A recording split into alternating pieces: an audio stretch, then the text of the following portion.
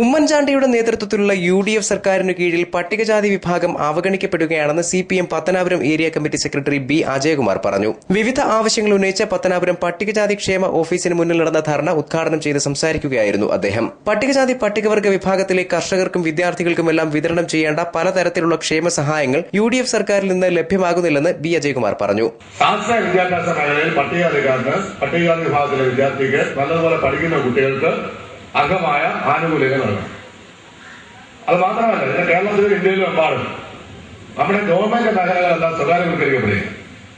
മുതലാളിമാരുടെ കയ്യിലാണ് ഇനി വരാൻ പോകുന്ന ഫാക്ടറികളും വ്യവസായങ്ങളും എല്ലാം വരാൻ പോകും. ഗവൺമെന്റിന്റെ വ്യവസായങ്ങളെല്ലാം നിർത്തുപോകും.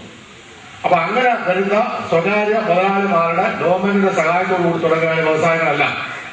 ഈ വ്യവസായ സ്ഥാപനങ്ങളിൽ പട്ടികജാതി വിഭാഗത്തിലുള്ള ആളുകൾക്ക് സംവരണം നടത്തുന്നു. ഇന്ത്യയിലെമ്പാടും നമ്മൾ ആവശ്യപ്പെടുക. പ്രകടനമായെത്തിയ പ്രവർത്തകരെ ബ്ലോക്ക് ഓഫീസിന് മുന്നിൽ പത്തനാപുരം പോലീസ് തടഞ്ഞു. പട്ടികജാതി വിഭാഗത്തിന്റെ ഫണ്ടുകൾ സർക്കാർ പിന്തുണയോടെ ഒരുപറ്റം ഉദ്യോഗസ്ഥർ ദുരുപയോഗം ചെയ്യുകയാണെന്നും കേന്ദ്ര സംസ്ഥാന സർക്കാരുകൾ ഈ വിഭാഗത്തിനായി അനുവദിച്ചിട്ടുള്ള ഫണ്ടുകൾ വകമാറ്റി ചെലവഴിക്കുകയാണെന്നും പ്രവർത്തകർ ആരോപിച്ചു. PKS Pathanapuram area secretary Madhu അധ്യക്ഷനായി. ജില്ലാ vice president Sreenivasan, area secretary S. Karunakaran, നേതാക്കളായ K. Rajamma, Joshua, KC Mani, N. Kunjukunju, Ramachandran, R. Balan എന്നിവർ സംസാരിച്ചു. News bureau, Pathanapuram.